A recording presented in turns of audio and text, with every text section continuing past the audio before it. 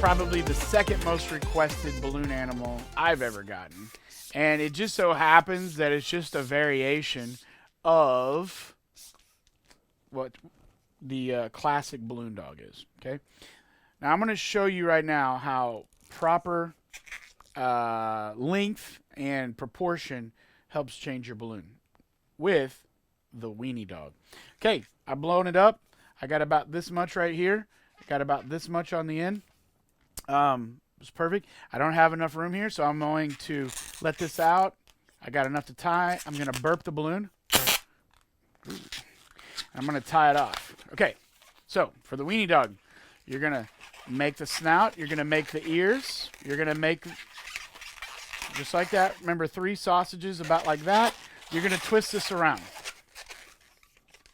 Then you're going to make the neck. Same thing as the iconic dog, the iconic classic balloon dog. Everything is the same up into here. So we have the snout, the ears, the neck, and the front 2 feet. Now, at this point, this is where it changes. To make the Weenie Dog, we're going to give him, instead of a long tail, we're going to give him a long body. So we're going to make that body about, I like to really over-exaggerate my wiener dog here because it's a wiener dog, right?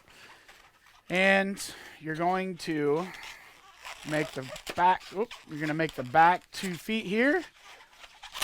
And then you've got a Weenie Dog. Look at that. How cool is that? So it's just like the classic balloon dog, except instead of a long tail, we're going to give him a long body. What happens when you change some other proportions? Let's find out.